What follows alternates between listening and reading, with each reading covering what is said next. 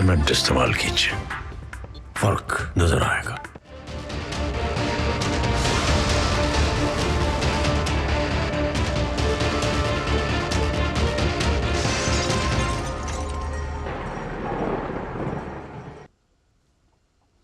नमस्कार, DD news पर आप दो टूक देख रहे हैं। मैं हूं अशोक श्रीवास्तव। इससे पहले कि आज दो टूक के विषय की तरफ आए, आज सबको, डीडी न्यूज के सभी दर्शकों को, दो टूक के सभी दर्शकों को गणतंत्र दिवस की ढेर सारी शुभकामनाएं।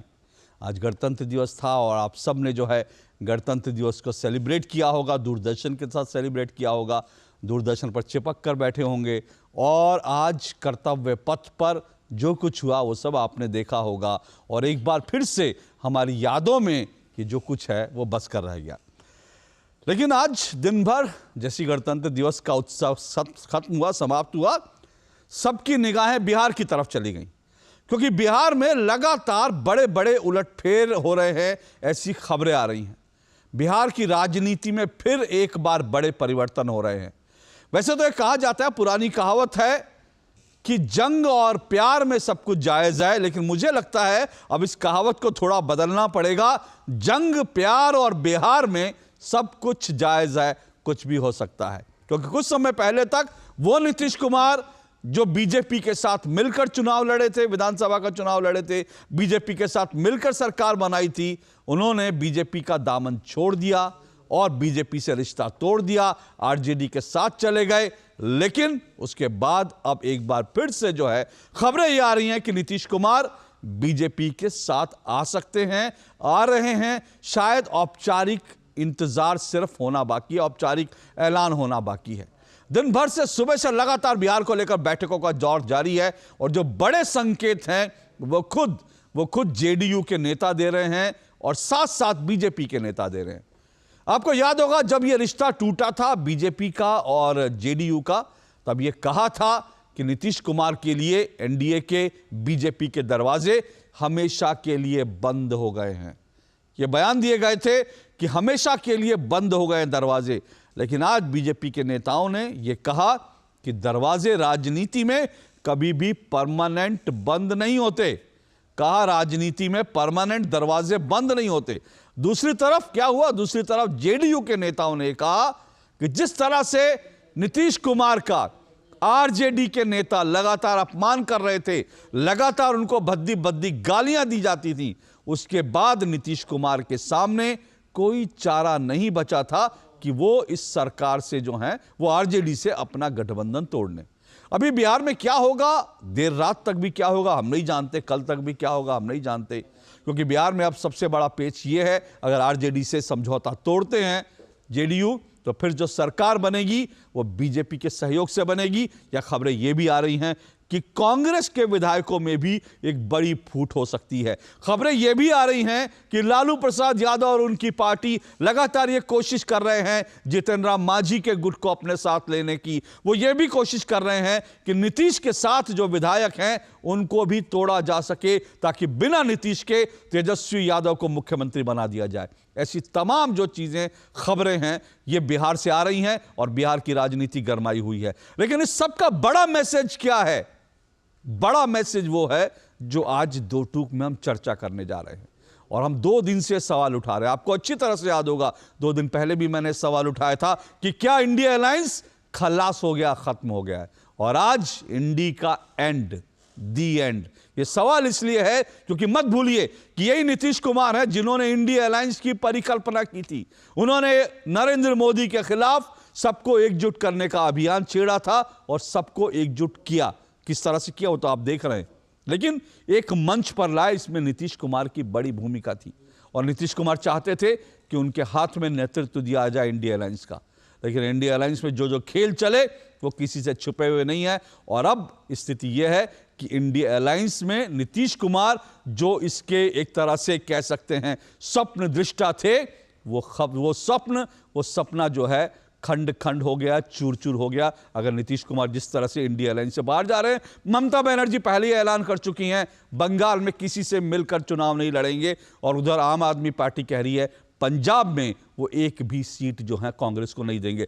कुल मिलाकर अगर आप गणित देखें, आज का बड़ा गणित यह है कि करीब 172 सीटों पर उत्तर प्रदेश की सीटों पर, पश्चिम बंगाल की, बिहार की और पंजाब की, इन चारों राज्यों की अगर आप लोकसभा सीटों को मिला लें तो करीब करीब 172 सीटें हो जाती हैं।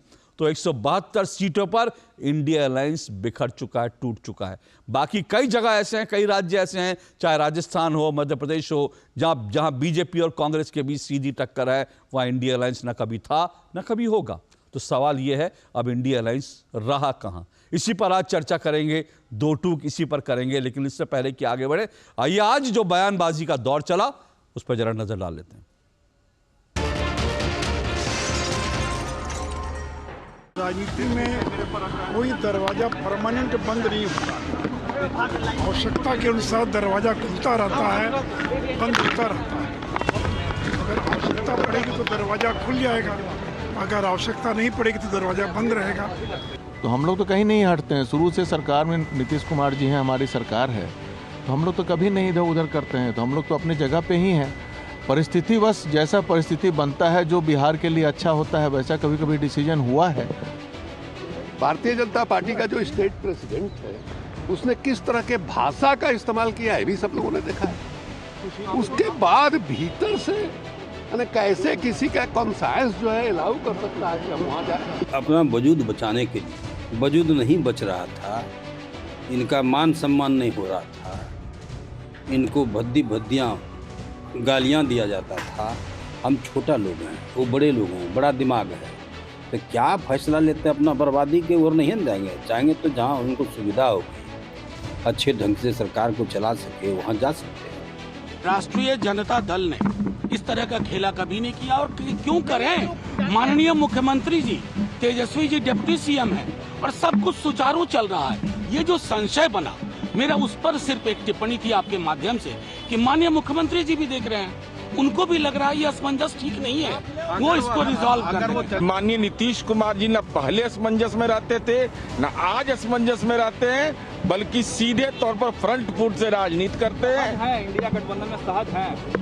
अरे भाई, अभी हम महागठबंधन में बिहार के मुख्यमंत्री एक अन्य मार्ग में किसके रूप में है? जो कुछ बिहार में हो रहा है, या यूँ कहा जाए कि जो राजनीति का स्थिरता पैदा करने की जो कोशिश हो रही है, वो भारतीय जनता पार्टी ही करा रही है। क्योंकि भारतीय जनता पार्टी इंडिया गठबंधन को लेकर काफ़ी परेशान है, चिंतित है। उनको लगता है कि जिस तरह 2019 में उनको कामयाबी मिली थी, वैसी कामयाबी 2024 में नहीं मिलने वाली। बिहार की बद से बदतर होती जा रही स्थिति से शायद कहीं ना कहीं नीतीश जी जरूर असमंजस की स्थिति में तो आए ही होंगे, क्योंकि पूरा उनका राजनीतिक जीवन जो है लॉ एंड ऑर्डर के प्लैंक पे खड़ा हुआ, और अभी की जो स्थिति है उसकी तुलना बदतर जंगल राज से की जा रही है। तो और असहजता था, प्लस उनको कहीं ना कहीं तिरस्कृत महसूस कर रहे थे इंडी गठबंधन में। हमको तो बहुत पहले से एहसास रहा है, इसीलिए हमने कहा है कि गठबंधन लगता है कि ताश के पत्ते की तरह से छिड़क जाएगा। बिहार में जो माहौल खड़ा हो गया है, उसे क्लैरिफाई नीतीश जी को करना ही चाहिए। तरह तरह के बयानात आ रहे हैं, तरह तरह के शक और शुभात आ रहे हैं, इससे इंडिया कमज़ोर होता है, इंडिया अलायंस कमज़ोर होता है। एक तरफ बंगाल के अंदर ममता जी कह रही हैं हम सारी चीज़ें लड़ेंगे, आम पार्टी कह रही पंजाब में हम सब लड़ेंगे। तो क्या इंडी गठबंधन का एंड हो गया? इंडी का एंड हो गया? दो ठुक में आज इसी पर चर्चा करेंगे। बयान आपने तमाम सुनी लिए। जितेंद्र मांझी कह रहे ताश के पत्तों की तरह बिखर गया। कांग्रेस के नेता भी लगातार कह रहे हैं इस तरह से बीजेपी से लड़ नहीं पाएंगे। ये कांग्रेस के नेता स्वीकार कर रहे हैं। इसी को लेकर आज दो टूक चर्चा करेंगे। मेरे साथ आज जो दो टूक में मेहमान हैं, आइए एक एक करके उनका परिचय करवा दूं। मेरे साथ दानिश इकबाल जी जुड़ चुके हैं। दानिश इकबाल जी बीजेपी के प्रवक्ता हैं, इस वक्त मेरे साथ जुड़ चुके हैं। दानिश इकबाल जी, मेरे साथ सूरज मंडल जुड़ चुके हैं, राजनीतिक विश्लेषक हैं। मेरे साथ अवधेश कुमार जी स्टूडियो में जुड़े हुए हैं, वरिष्ठ पत्रकार हैं, और साथ साथ रमनीश वत्स जुड़े हैं, राजनीतिक विश्लेषक हैं। बहुत जल्द मेरे साथ निखिल जैन कांग्रेस समर्थक नेता हैं, वो भी मेरे साथ जुड़ेंगे। लेकिन उससे पहले मैं इससे पहले मैं इंडिया अलायंस की जो इस वक्त स्थिति है उस पर आऊँ। मैं दानिश जी सबसे पहले आपसे पूछना चाहता हूँ, दरवाजे आपने बंद कर दिए थे, बार बार ये कहा था, उधर नीतीश कुमार जी कह रहे थे कि मरते मर जाऊंगा लेकिन बीजेपी एनडीए में नहीं जाऊंगा। ये किस तरह की राजनीति आप लोग कर रहे हैं? आप लोग तो कहते थे आप सबसे अलग हैं, आप कहते थे बीजेपी सिद्धांतों की पार्टी है, बीजेपी प्रिंसिपल वाली पार्टी है, बीजेपी सबसे अलग तरह की राजनीति करती है। ये कौन सी राजनीति है? देखिए, एक चीज तो बहुत साफ है और हकीकत है कि बिहार में जो अभी जो सरकार है वो कहीं ना कहीं अनस्टेबल हो चुकी है, जिस प्रकार से दिख रहा है। सवाल है कि नीतीश कुमार ने अभी तक कुछ बातें कही नहीं है, लेकिन दूरियां साफ दिख रही है। आरजेडी के बीच में और जनता दल यूनाइटेड के बीच में जो दरारें हैं वो साफ दिख रहा है, लेकिन नीतीश कुमार ने अभी तक कुछ कहा नहीं, ना किसी प्रकार की उन्होंने जो है अपना पक्ष रखा है। एक बात, भारतीय जनता पार्टी ने भी अभी तक कोई बात नहीं कही है कि नीतीश कुमार हमारे पास आ रहे हैं या हम नीतीश कुमार के साथ सरकार बनाने जा रहे हैं। हम लोगों की जो फिक्र है वो फिक्र ये है कि बिहार के अंदर जो सरकार अनस्टेबल हो गई है, जो सरकार अस्थिर हो गई है, जो सरकार जो है बिल्कुल लचर हो गई है, हमें बिहार की जनता की चिंता है, हमें सरकार बनाने की चिंता नहीं है। हम ये देखना चाहते हैं कि नीतीश कुमार। दानिश जी, एक मिनट रोक रहा हूं। आपने अभी कहा कि आपने बीजेपी की ओर से कुछ नहीं कहा गया है, आप कह रहे हैं नीतीश जी की तरफ से कुछ नहीं कहा गया, फिर आप कैसे कह रहे हैं कि बिहार में जो है सरकार जो है लचर हो गई है, अस्थिर हो गई है? क्योंकि वो लोग तो कह रहे हैं, उधर से तो कहा जा रहा है कि हम लोग स्टेबल हैं, कई आरजेडी के नेता दावा कर रहे हैं कुछ बदलाव नहीं होने वाला, हम लोग स्थिर हैं। जिस प्रकार से कल कैबिनेट की बैठक होती है, कैबिनेट की बैठक के बाद जिस प्रकार से दोनों नेता डिप्टी सीएम और मुख्यमंत्री जिस प्रकार से बाहर आते हैं, और आज पूरा का पूरा जो बैठकों का दौर चल रहा होता है, जिस प्रकार से नीतीश कुमार और तेजस्वी प्रसाद यादव के बीच में दूरियां हैं, इसमें कहीं किसी को, मुझे नहीं लगता है कि इसको स्वीकार करने में कहीं किसी को जो है कोई हिचकिचाहट होनी चाहिए। ये तो सच्चाई है और आप भी जानते हैं और हम भी जानते हैं। और ये भी सच्चाई है कि भारतीय जनता पार्टी ने एक भी ऐसे स्टेटमेंट नहीं दिए हैं कि नीतीश कुमार के लिए हमने दरवाजे खोल दिए हैं। अभी अभी हमारे पार्टी के वरिष्ठ नेता और केंद्रीय मंत्री ने भी कहा है कि नीतीश कुमार के लिए दरवाजे बंद है तो बंद है, अभी तक कोई निर्णय नहीं लिया गया है। हमारी बैठकें अगर दिल्ली में हो रही है, दरवाजे, सुशील मोदी जी कह रहे हैं दरवाजे बंद नहीं होते राजनीति में परमानेंट।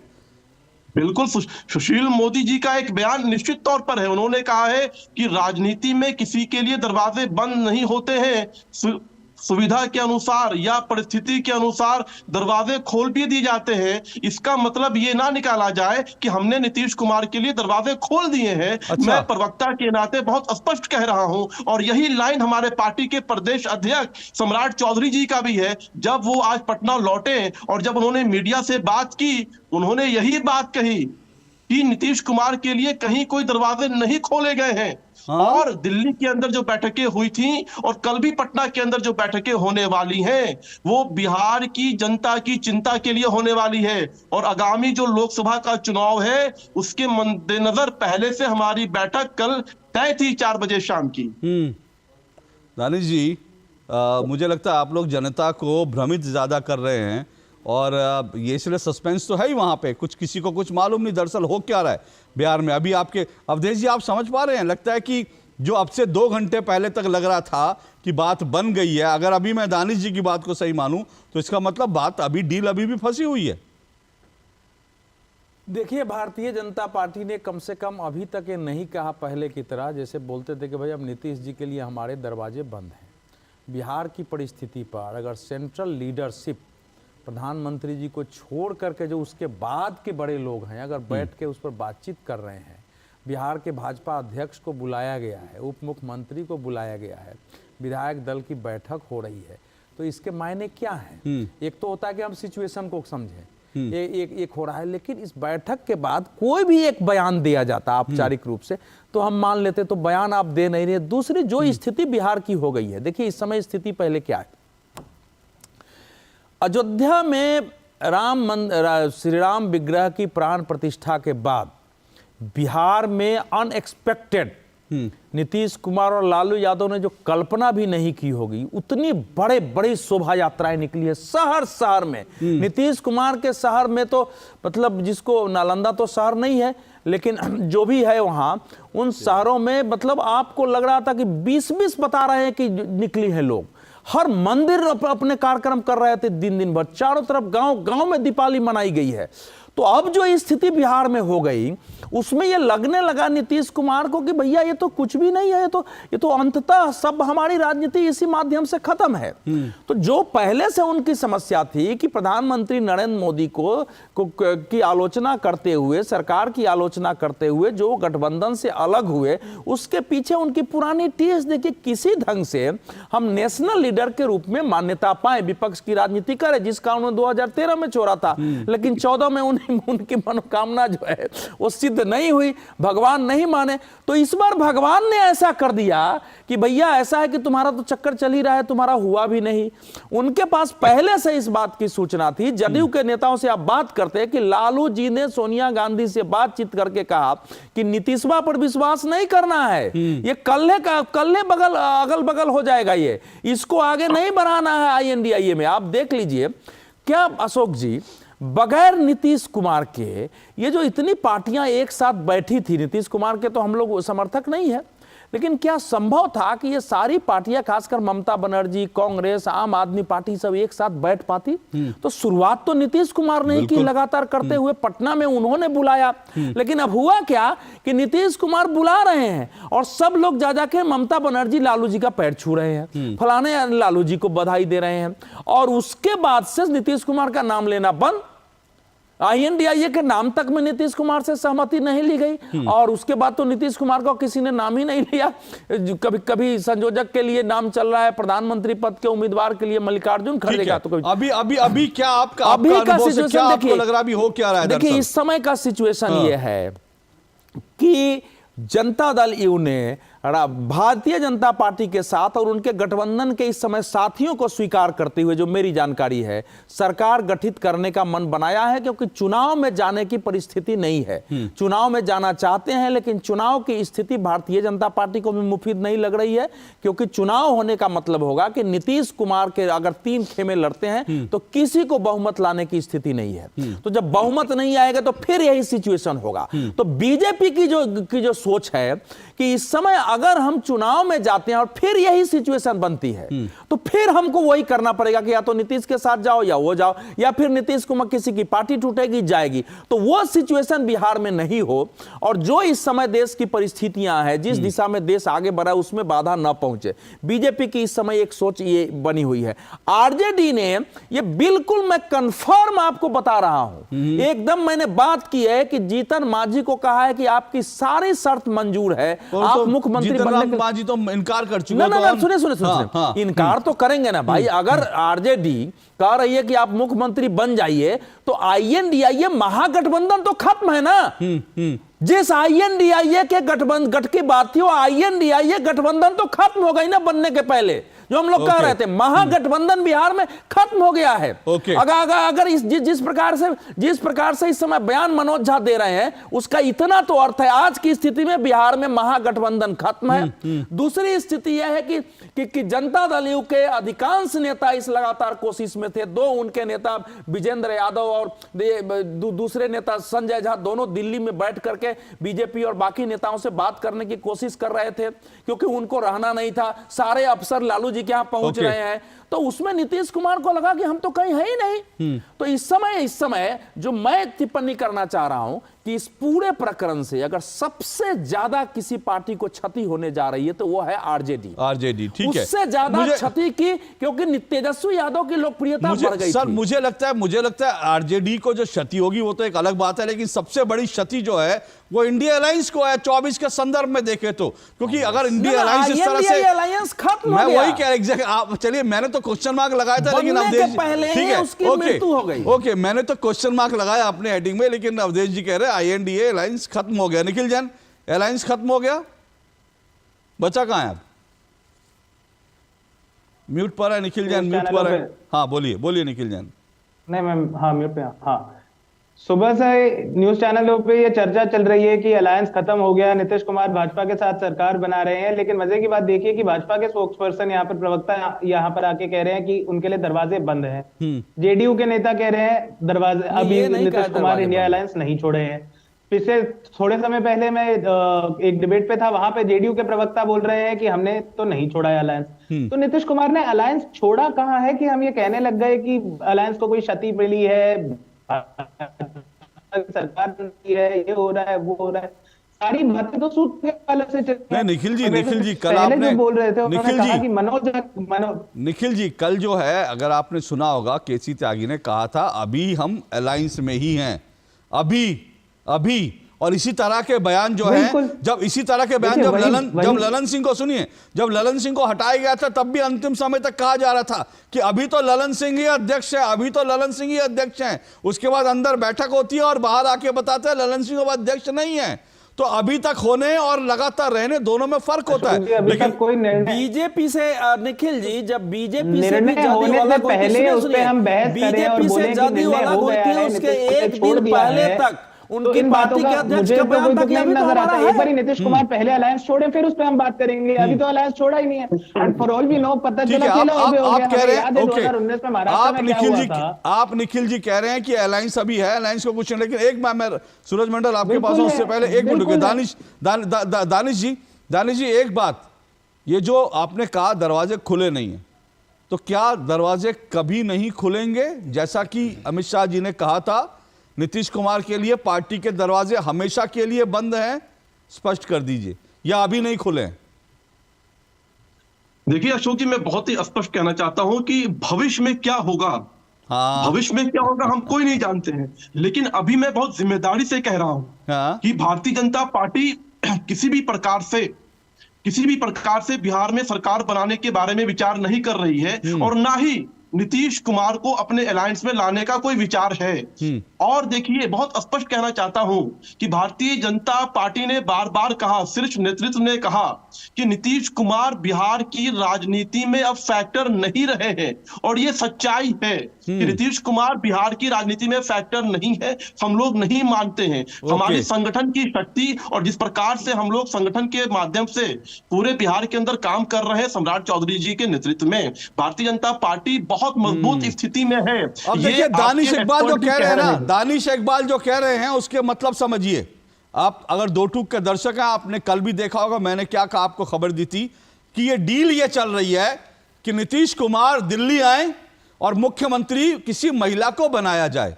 ये बीजेपी की तरफ से जो जिसकी पुष्टि बीजेपी में कोई नहीं करेगा, लेकिन खबरें कल यही थी, सूत्रों के हवाले से खबरें यही थी कि बीजेपी की डील ये, बीजेपी चाहती है कि मुख्यमंत्री कोई महिला हो बिहार में और नीतीश कुमार दिल्ली आए।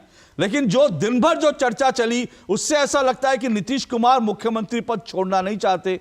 इसलिए मुझे लगता है जो अभी दानिश जी कह रहे हैं, उसके बाद ये मामला अभी यहां पर आकर फंस गया है। ये कुल मिलाकर जो तस्वीर है वो ये लगती है कि अभी कुछ चीजों पर स्थिति स्पष्ट नहीं है, और बीजेपी और नीतीश कुमार के बीच हार्ड बार्गेनिंग हो रही है। और बीजेपी के नेता ये भी कह चुके हैं कि नीतीश कुमार बहुत हार्ड बार्गेनिंग करने वाले नेता हैं। तो इसका मतलब अभी हार्ड बार्गेनिंग चल रही है, चारों तरफ से चल रही है। अगर आरजेडी तोड़ने की कोशिश कर रही है तो उधर कांग्रेस के भी जो है खबरें आ रही हैं, कांग्रेस के विधायक दल में भी टूट हो सकती है, जीतन राम मांझी को भी तोड़ने की कोशिश चल रही है। लेकिन सवाल यह है कि गणतंत्र दिवस के दिन ये लोकतंत्र में क्या हो रहा है, इस तरह का तमाशा क्यों हो रहा है? मैं आऊंगा इस पर इस ब्रेक के बाद।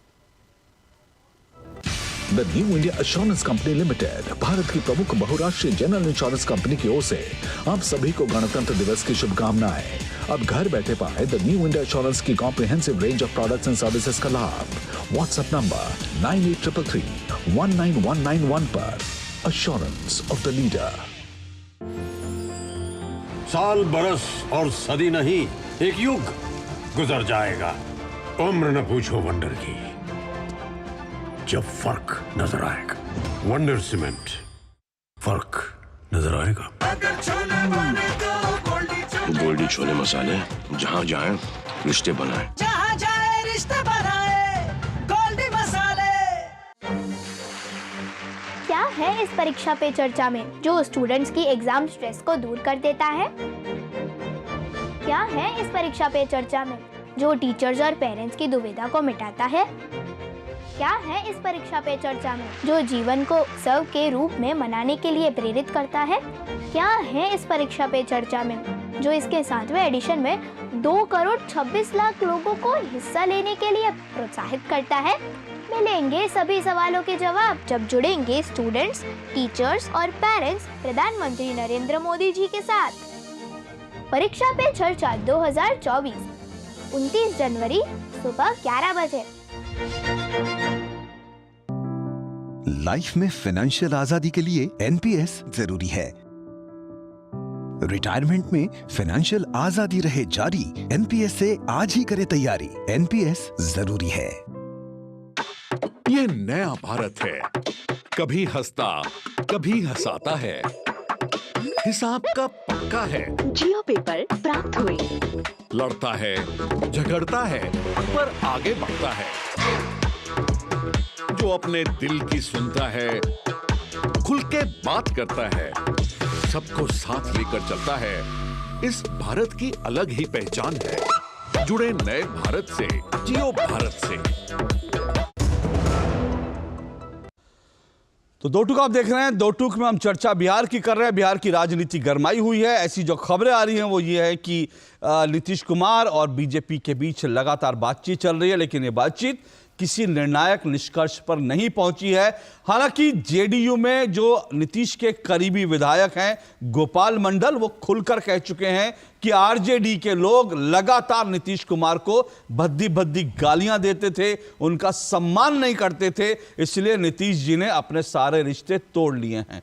उधर यह भी कहा जा रहा है कि नीतीश बाबू के लिए बीजेपी के दरवाजे हमेशा के लिए बंद नहीं है, फिलहाल बंद है, लेकिन भविष्य में क्या होगा बीजेपी के नेता कह रहे हैं हम ये नहीं जानते। जबकि इससे पहले कसमें ये खाते थे नीतीश कुमार कि वो मरते मर जाएंगे लेकिन बीजेपी में नहीं जाएंगे। बीजेपी कहती थी कि इस जन्म में तो दरवाजे उनके लिए नहीं खोलेंगे, लेकिन दोनों का स्टैंड कहीं सॉफ्ट हुआ है, लेकिन बातचीत अभी फंसी हुई है, जो फिलहाल संकेत मिल रहे हैं। मेरे साथ चार मेहमान जुड़े हुए हैं। दानिश इकबाल बीजेपी के प्रवक्ता हैं, सूरज मंडल राजनीतिक विश्लेषक हैं, अवधेश कुमार जी जुड़े हैं, वरिष्ठ पत्रकार हैं, रमनीश वत्स जो है राजनीतिक विश्लेषक हैं, निखिल जैन भी मेरे साथ जुड़े हैं। उनका संपर्क थोड़ा थोड़ा उनके साथ कट रहा है, जुड़ रहा है, लेकिन फिलहाल वो स्क्रीन पर हैं, जुड़े हुए हैं। मैं आपके पास आऊंगा, लेकिन सूरज मंडल जी, ये हो क्या रहा है बिहार में? खबरें क्या आ रही है? जो गोपाल मंडल कह रहे हैं, हमने रोहिणी जी का जो ट्वीट थे उस पर हमने कल भी चर्चा की थी, अब गोपाल मंडल खुलकर कह रहे हैं कि भाई आरजेडी के लोग लगातार नीतीश जी को भद्दी भद्दी गालियां देते हैं, ऐसे में कैसे रह सकते हैं? उनको अपना सम्मान बचाना है।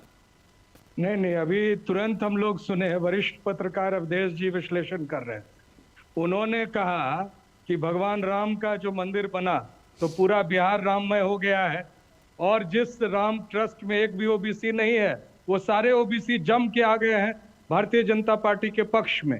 और दूसरा उन्होंने एक वक्तव्य दिया कि लालू जी बोले कि नीतीशवा पर मत विश्वास कीजिए। तो मैं गोपाल मंडल जी से भी आपके माध्यम से पूछना चाहता हूं कि ये बैठे हुए थे लालू जी और सोनिया जी के बीच में कि वो बोल रहे थे कि नीतीशवा पर मत विश्वास कीजिए। ये सारी बातें जो है एक तरह से बेचैनी है, सामाजिक न्याय पक्ष की जीत है, मंदिर और मंडल के बीच का संघर्ष है। वहां पर नीतीश जी ने बहुत ही सकारात्मक भूमिका निभाई है। उन्होंने एक जाति जनगणना की, जैसा कल मैं आपके समक्ष रखा भी था, और दूसरी बात है कि रोजगार के साधन मुहैया कराया। अब जो है क्रेडिबिलिटी क्या है, अभी जो भारतीय जनता पार्टी कर रही है उनको तो तय करना होगा। कुछ दिनों पहले आप ही के प्रोग्राम में हम लोग चर्चा किए हैं, जब उनको महिला विरोधी भारतीय जनता पार्टी कह रही थी और तमाम तरह की बातें कही गई थी, उनके मानसिक संतुलन के बारे में भारतीय जनता पार्टी का बयान आया था।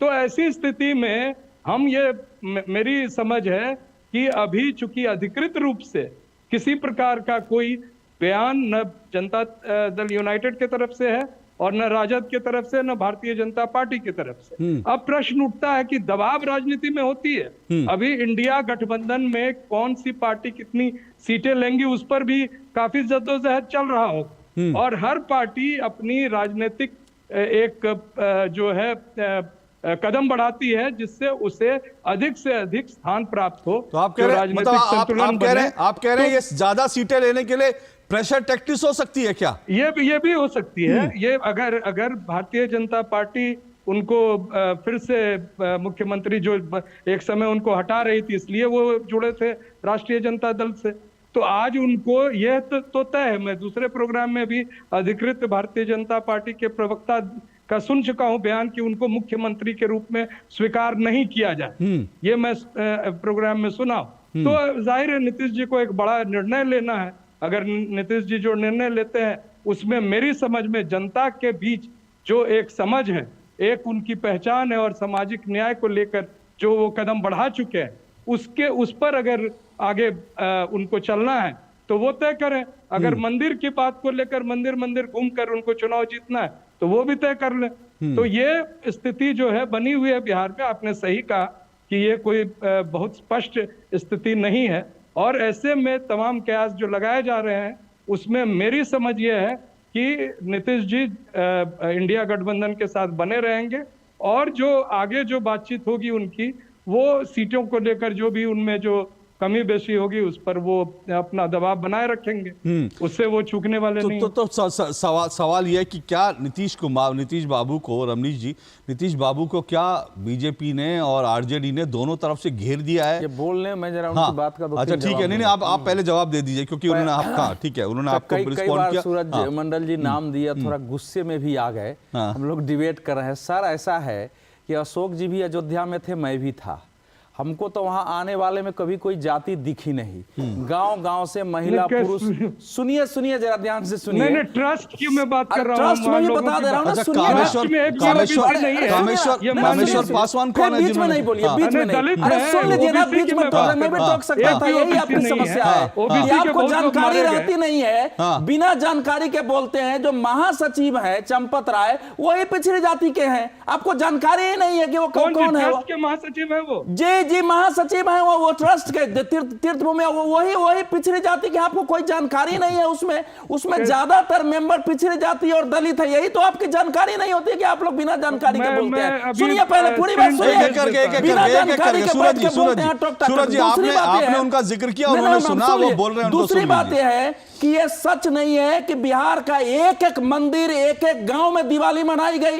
क्या यह सच नहीं है कि एक शहर में, पटना शहर में 50 से ज्यादा शोभा यात्राएं निकली है? क्या यह सच नहीं है? गांव में निकली है। क्या इसका असर नहीं होता है? नीतीश कुमार जी ने और उसके बाद जो प्रधानमंत्री ने कर्पूरी ठाकुर को जो दे दिया, इन लोगों ने तो आज तक कुछ नहीं किया। नाम ले रहे थे, कर्पूरी ठाकुर के नाम पर क्या किया है नीतीश कुमार ने?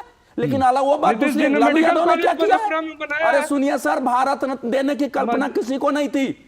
हाँ नहीं थी। ये भारत, सुनिए, ये भारत के इतिहास में सुनिए, अरे सुनिए, भारत के इतिहास में बिहार के एक पिछड़ी जाति का जिसने अपनी राजनीति में ईमानदारी का मानक स्थापित किया, हम उनके विचारों से असहमत हो सकते हैं, लेकिन उनके कांग्रेस के विरुद्ध उनके संघर्ष, लोकतांत्रिकता के लिए उनके संघर्ष को ऐसी मान्यता दूसरे नहीं दिए। अब पिछड़ी जाति आप ढूंढ रहे हैं, तो इसके बाद क्या वो सारा वोट अब लालू यादव और नीतीश कुमार के गठबंधन को जाएगा? बिल्कुल, एक मिनट सूरज जी रुकिएगा।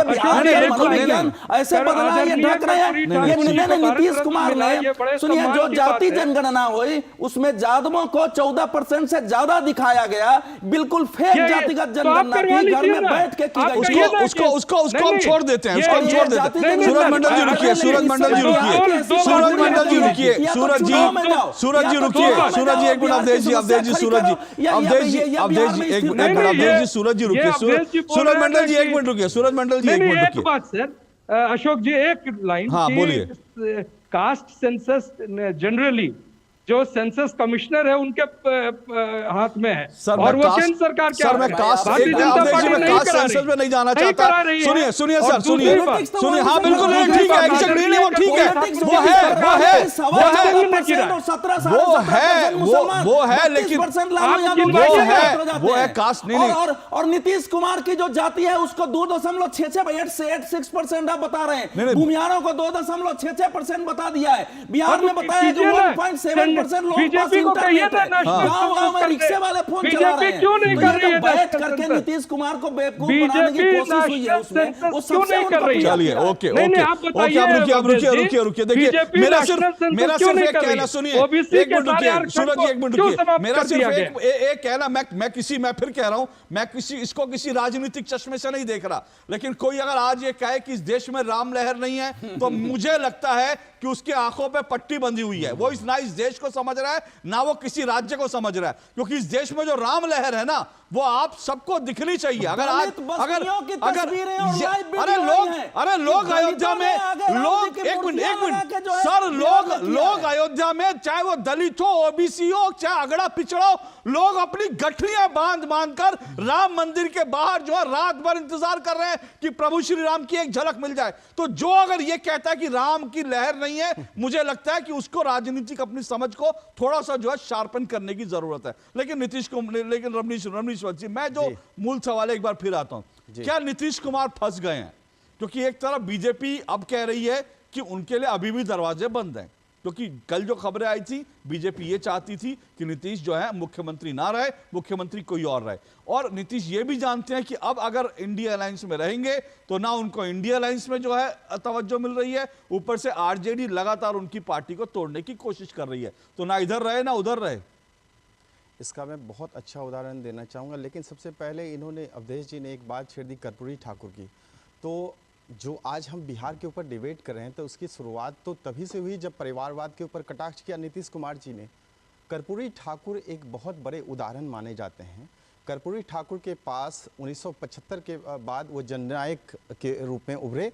उसके बाद उनके खुद के अपने बहनोई जब उनके पास आते हैं नौकरी की सिफारिश के लिए, तो उन्होंने कहा कि ठुकरा दिया इस बात को कह करके कि 50 रुपये आप मेरे से लीजिए, स्तूरा खरीद लीजिए, एक दुकान खोल लीजिए, और दोबारा यदि आप प्रलोभन के माध्यम से यदि आते हैं, कोई समझौता लेकर के आते हैं यदि आप, तो मत आइएगा, बहनोई के नाते आते हैं तो आइएगा। तो इस तरह का उदाहरण प्रस्तुत किया था कर्पूरी ठाकुर ने परिवारवाद के ऊपर। और उन्होंने एक और बात कही थी कि राजनीति में यदि परिवारवाद का सम्मिश्रण होता है, सम्मिश्रण यदि परिवारवाद में होता है तो जनता के लिए कष्टदायी होगा और कष्टदायक होगा, और ये बात हमने देखा। और उसका आप देखिए कहीं ना कहीं नीतीश कुमार को इस बात का शायद ध्यान आया होगा, तभी ये कहीं ना कहीं हम देख रहे हैं कि जिस तरह का बिखराव राजद और जदयू में दिख रहा है, मुझे लग रहा है कि उसका कोई बिखराव नहीं है, ये बिखराव। और देखिए जो आंधी, जो विकास की आंधी हम केंद्र में देख रहे हैं, नरेंद्र मोदी जी की,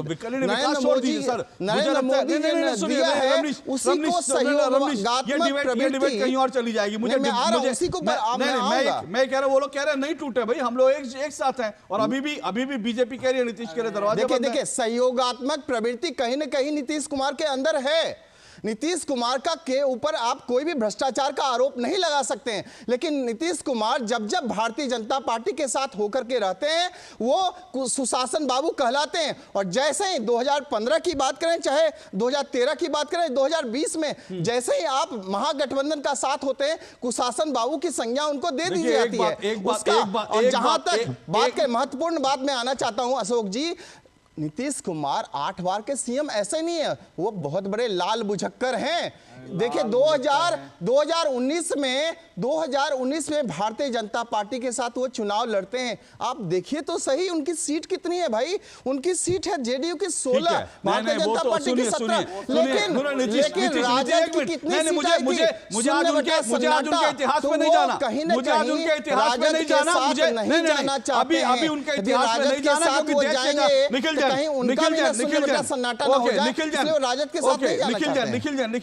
निखिल जैन, अगर आप कह रहे हैं कि ये इंडिया अलायंस इंटैक्ट है, सवाल ये है, ऐसा इंटैक्ट भी क्या इंटैक्ट है? रोज एक दूसरे की टांग खींच रहे हैं, रोज एक दूसरे को गाली दे रहे हैं। वो कह रहे हैं कि आरजेडी के लोग हमको गाली देते हैं, वो कह रहे हैं कि इनके लोग गाली देते हैं, टांग खिंचाई हो रही है। ऐसा अगर गठबंधन निखिल जी दिख नहीं रहे, मुझे लगता है उनका संपर्क फिर टूट गया। नहीं, निखिल जी नहीं है। हाँ, एक मिनट रुकिएगा निखिल जी, तो सवाल है कि ऐसा गठबंधन है भी तो किस काम का? ऐसे लड़ पाएंगे आप? खुद राशि दल भी कह रहे हैं कि इस तरह से हम बीजेपी से नहीं लड़ सकते। अशोक जी, दिक्कत यह है कि आधी चीजें जो होती हैं वो सूत्रों के हवाले से होती हैं। महागठबंधन के, इंडिया अलायंस के नेता तो आपस में इतना कोई लड़ाई करते ही नहीं है जितने सूत्र बता देते हैं। सुबह अरे देखिए आप नहीं अशोक जी, फिर आप जदयू के और नेताओं की स्टेटमेंट भी तो सुनिए। जदयू के जो प्रवक्ता बैठ रहे हैं न्यूज चैनलों पे, उनकी भी स्टेटमेंट सुनिए, भाजपा के प्रवक्ताओं की स्टेटमेंट सुनिए। बात यह है कि जब इन पार्टियों के जो शीर्ष नेता हैं, जब इन पार्टियों के शीर्ष नेता एक साथ बैठ के, नहीं निखिल जी, मैं जेडीयू और जो बाकी जो प्रवक्ताओं की जो बात कर रहे हैं, मैं उनके बयानों की बात नहीं कर रहा, मैं ये मान के चल रहा हूं, चलिए आप जो कह रहे हैं मैं अभी मान के चल रहा हूं कि ये इंडिया अलायंस में अभी जो है कुछ, ये नीतीश कुमार अलग नहीं गए हैं, जो प्रवक्ता कह रहे हैं, जो आप कह रहे हैं वो सब सही है, मैं वो मान के चल रहा हूं।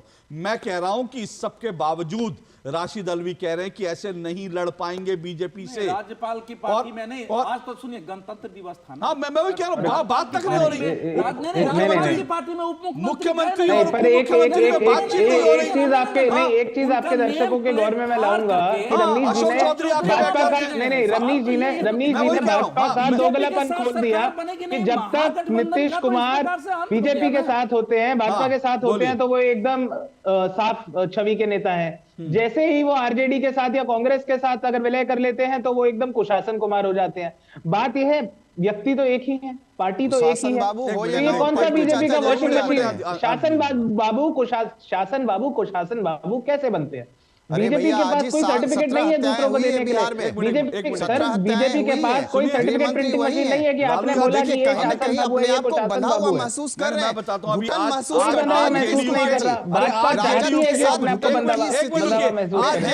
को आज जेडीयू के विधायक ने कहा है, और मैं दो विधायकों का जिक्र कर रहा हूं, एक विधायक ने यह कहा है, खुलकर कहा है, उन्होंने बोला कि उनकी जो नीतीश कुमार की जो थाती है वो लॉ एंड ऑर्डर है। लेकिन आपको याद होगा अभी लालू जी का एक रिश्तेदार जो है किस तरह से उसने एक अधिकारी पर, मैं आ रहा हूं सूरज जी, आ रहा हूं, हमला किया। तो उन्होंने कहा नीतीश जी की जो थाती है वो लॉ एंड ऑर्डर है, जिस पर कि लगातार चोट पड़ रही है, एक बात। और ये गोपाल मंडल वो हैं जिन्होंने खुलकर कहा था कि ये खड़गे वड़गे कौन है, कोई नहीं जानता जी खड़गे वड़गे को। वो गोपाल मंडल वो है, आज वो कह रहे हैं कि नीतीश बाबू को गालियां पड़ती हैं, आरजेडी के लोग गालियां देते हैं। मैं इसलिए कह रहा हूं, आप खुद ही बता रहे हैं कि जदयू में ही ये कैसे लड़ पाएगा? जदयू में ही कुछ नेता ऐसे हैं जो अपनी पार्टी के निर्णय के खिलाफ बोल रहे हैं। उनका जवाब आने दीजिए ना, एक मिनट। हाँ, रमनीश जी बोलने तो दीजिए। अपनी ही पार्टी के निर्णय के खिलाफ वो चल रहे हैं। जब जदयू ने अगर निर्णय ले रखा है कि वो इंडिया अलायंस के साथ है, तो इंडिया अलायंस के खिलाफ क्यों बोल रहे हैं गोपाल मंडल? जब कांग्रेस इंडिया अलायंस का सबसे मुख्य पार्ट है, तो उसी के प्रेसिडेंट के खिलाफ क्यों बोला जा रहा है? पूछना चाहिए ना, आपके अलायंस का हिस्सा है, ये तो आपको पूछना चाहिए। नीतीश बाबू अगर आपके अलायंस में, तो आप उनसे पूछिए कि आपके विधायक कैसे कह देते हैं खड़गे वड़गे कौन है। एक ब्रेक ले रहा हूं मैं, उसके बाद नीतीश बाबू ने तो कुछ बोला ही नहीं। ब्रेक ले रहा हूं, ब्रेक के बाद सूरज मंडल जी के पास जाऊंगा। लेकिन मैं वही कह रहा हूं कि ये अगर आपके गठबंधन का हिस्सा, तो आप पूछिए ना कि आपका एक विधायक कैसे कह देता है खड़गे वड़गे कौन है। ब्रेक के बाद आ रहा हूं सूरज मंडल जी आपके पास। साल बरस और सदी नहीं, एक युग गुजर जाएगा, उम्र न पूछो वंडर की, जब फर्क नजर आएगा। वंडर सीमेंट, फर्क नजर आएगा। Happy birthday my dear. अरे ये क्या? एप्सिलॉन मेरी नई स्कूटी के लिए। ओए बनो सयानी, नहीं तो पैसों पे फिर जाएगा पानी। मतलब? सुनो, ऑनलाइन लैंडिंग एप्स को जांच परख कर आरबीआई अधिकृत बैंक एनबीएफसी से ही आप लोन लीजिए। अनधिकृत एप्स या अनजान लोगों से निजी जानकारी शेयर करना यानी धोखा। दादू बन गई सियानी। गिफ्ट नहीं खोलेंगे? आरबीआई कहता है इनसे सुनिए, जानकार बनिए, सतर्क रहिए। मोदी सरकार की गारंटी, सस्ती दवाई, अच्छी दवाई, कम से कम 75% डिस्काउंट। अब तक जरूरतमंदों के 23,000 करोड़ रुपए बचे। हमारा संकल्प विकसित भारत। लाइफ में फाइनेंशियल आजादी के लिए एनपीएस जरूरी है। रिटायरमेंट में फाइनेंशियल आजादी रहे जारी, एनपीएस से आज ही करें तैयारी। एनपीएस जरूरी है। तो आप देख रहे हैं बिहार में राजनीतिक हलचल है। हलचल भी क्या है, राजनीतिक भूकंप कभी भी आ सकता है, इस तरह की जो खबरें आ रही हैं।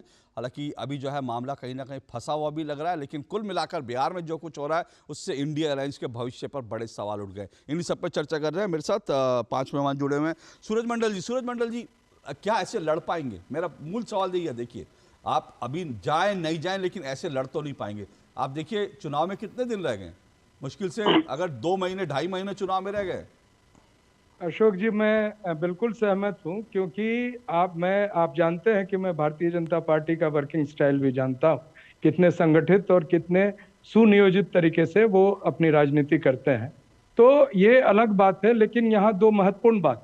खड़गे साहब पहले दलित प्रधानमंत्री के तौर पर इस देश के सामने एक विकल्प के रूप में प्रस्तुत हुए हैं, और ये स्वागत योग्य कदम है, जिसका हम लोग तमाम सामाजिक न्याय से नहीं, मैं 2-3 बातें रख रहा हूँ सर, मुझे जस्ट कंप्लीट नहीं, मैं जस्ट कंप्लीट कर देता हूँ। वो एक कैंडिडेट के रूप में है और नीतीश जी को यहाँ पर दरकिनार नहीं किया गया, वहां पर ये बातें चली हैं। दूसरी बात ये है कि ये बार बार कहा जाता है कि परिवारवाद जो है निश्चित तौर से खराब है, लेकिन परिवारवाद जो भारतीय जनता पार्टी का विश्लेषण या नैरेटिव रहता है उसमें वो जय शाह को नहीं मानते हैं, वो जो पंकज सिंह को नहीं मानते हैं परिवारवाद, अनुराग ठाकुर को नहीं मानते हैं और जो गोयल साहब हैं उनको नहीं मानते हैं। तो अब इसकी तुलना नहीं की जाए। आदरणीय कर्पूरी ठाकुर को जो सम्मान मिला वो तमाम मंडल पक्ष के लोग हैं इस देश में। इस देश में आप मेरी बात को मेरी बात को मैंने आपको टोका नहीं, मैंने आपको टोका नहीं, मैंने आपको टोका नहीं, मेरी बात को समाप्त होने दीजिए, उसके बाद आप निश्चित तौर से मैं सूरज जी बात कर लिए, फिर मैं दानिश जी के पास जाऊंगा। मैं ये कह रहा हूं कि जो यहाँ पर आदरणीय कर्पूरी ठाकुर जी को जो सम्मान मिला, ये हम तमाम सामाजिक न्याय से संबंधित लोग और मंडल पक्ष का ये नहीं दिलवा पाए, लेकिन बीपी सिंह के समय में बाबा साहब भीमराव अंबेडकर को भारत रत्न मिला था, क्यों नहीं उसके पहले दी गई? उसके बाद जो तमाम लोग भारत रत्न प्राप्त किए उसमें पिछड़े वर्ग से कितने हैं? पहली बार अगर मिला है तो ये ठीक चुनाव के पहले मिला, इसके पहले क्यों नहीं? भारतीय जनता पार्टी ने पिछले साल नहीं, एक बात उन्होंने कही, इसी के जवाब में दे रहा था। मैं ये विवाद का विषय नहीं है, विषय ये है कि ये नैरेटिव है कि जंगल राज नेशनल क्राइम ब्यूरो के रिपोर्ट के हिसाब से अभी उत्तर प्रदेश टॉप करता है क्राइम और विमेन के अगेंस्ट क्राइम में तमाम भारतीय जनता नेशनल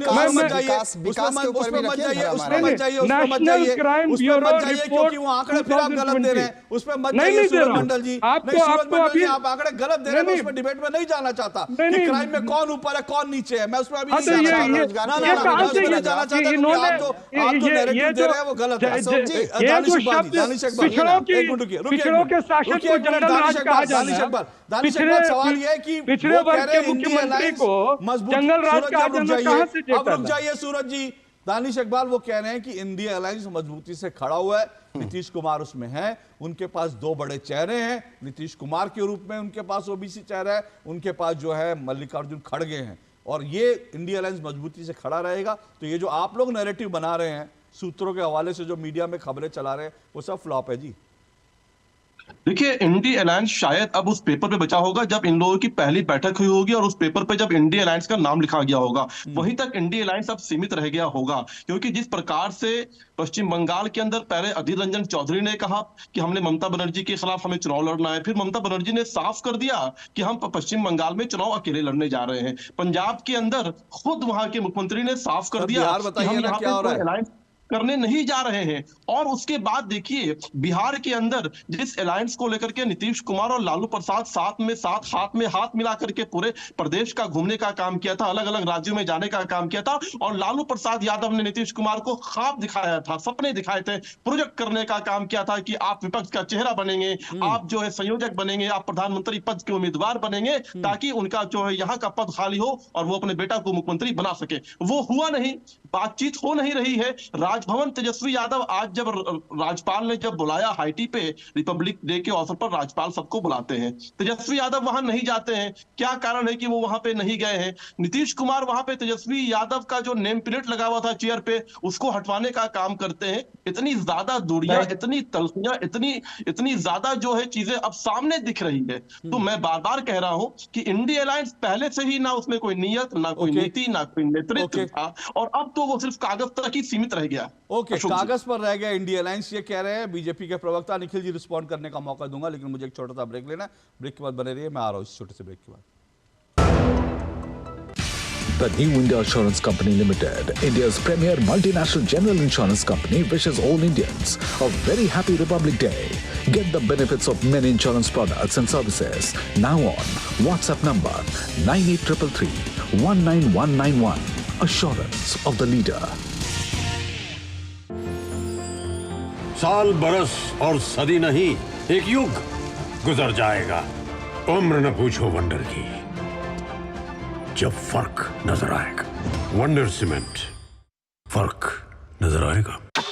ये नया भारत है, कभी हंसता कभी हंसाता है, हिसाब का पक्का है। जियो पेपर प्राप्त हुए। इस भारत की अलग ही पहचान है। जुड़े नए भारत से, जियो भारत से। भाई तो मान ही नहीं रही हो। कहा ना अभी दूसरा बच्चा नहीं करना। क्यों नहीं करना अभी? एक तो घर वालों ने परेशान कर रखा है और ऊपर से तुम समझती नहीं हो। सुनती हो, पप्पू मिला था। पप्पू कह रहा था कि जब तक हमारी बिटिया 2 साल की नहीं हो जाती तब तक हम दूसरे बच्चे की प्लानिंग ही नहीं करेंगे। क्यों भाई? अरे बच्चों के भविष्य के लिए। कल को बच्चा कितना होनहार होगा ये पहले 2 साल में ही तय हो जाता है, क्योंकि 80% मानसिक विकास तो उसका उसी समय होता है। तभी तो माँ बाप उसके साथ खेलते कूदते हैं, बातचीत करते हैं, उसको कहानी सुनाते हैं।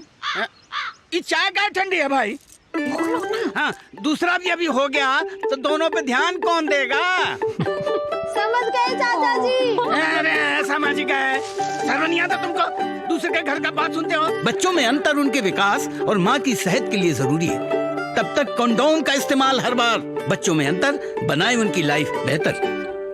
ग्रामीण अर्थव्यवस्था के संरक्षक agriculture insurance company of India.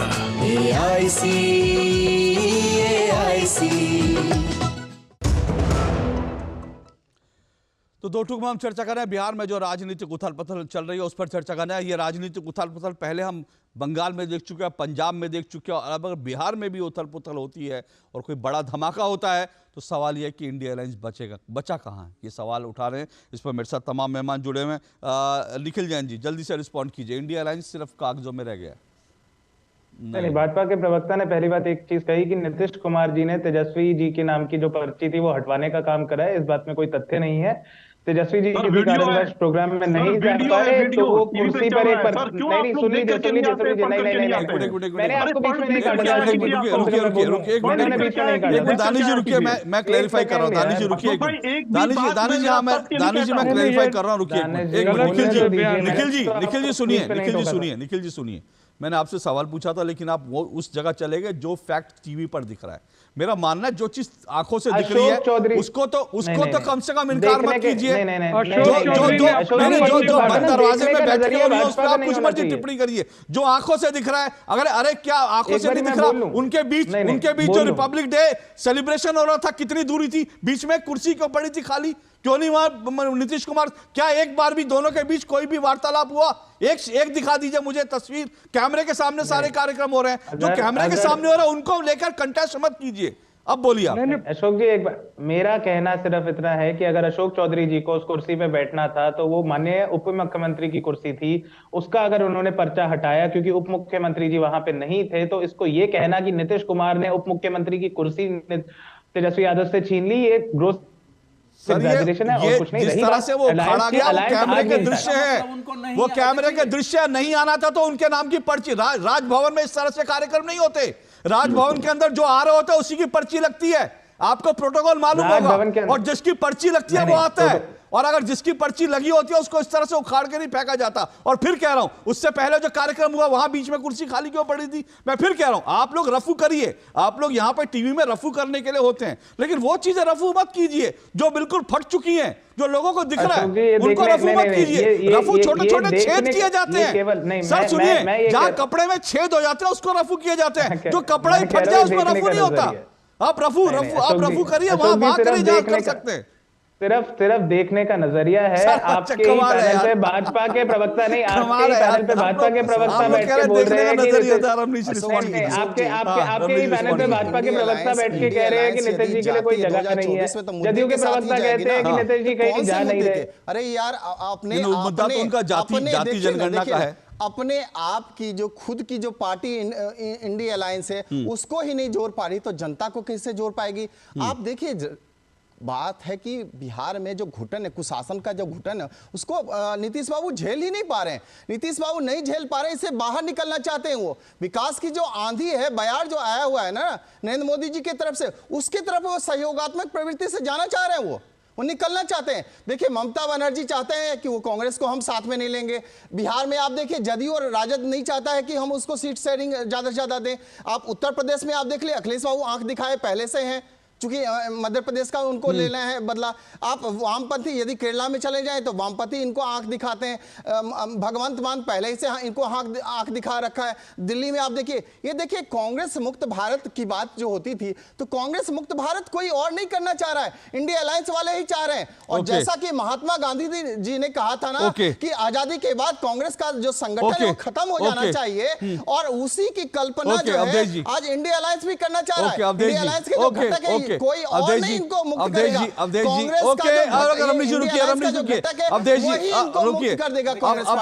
अब बिहार में क्या हो सकता है, क्या हो सकता है बिहार में, ये समझने की जरूरत है। रमनीश बाहर का है तो नीतीश जी के प्रति थोड़ी बहुत तो इसकी सहानुभूति होगी, और उतने के लिए इसको जो है उतनी छूट इसको देनी चाहिए हम लोगों का अपने नेता को।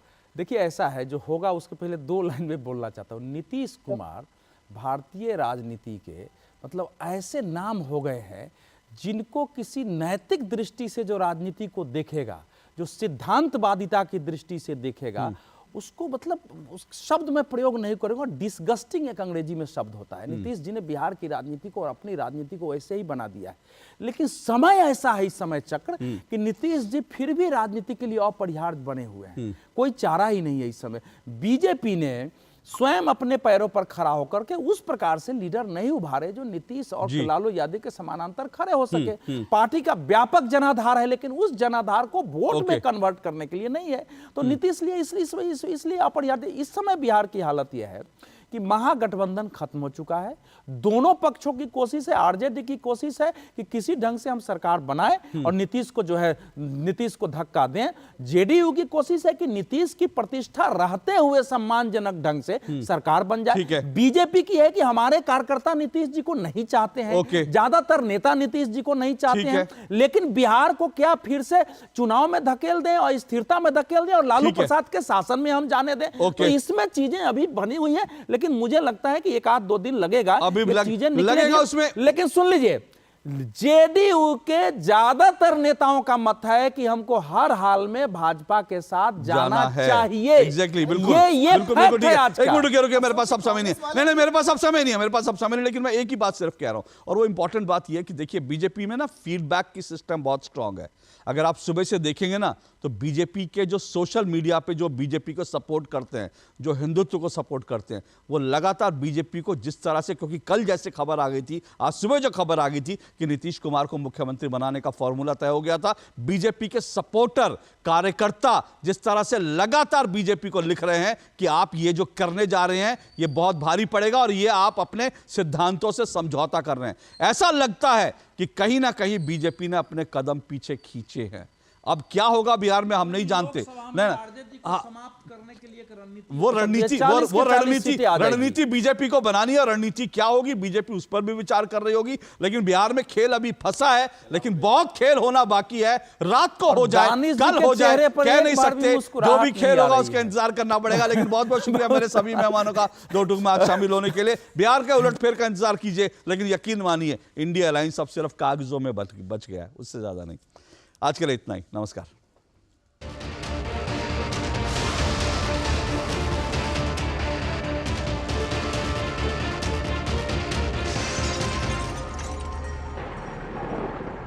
दो टूक के प्रायोजक थे वंडर सीमेंट इस्तेमाल कीजिए, फर्क नजर आएगा।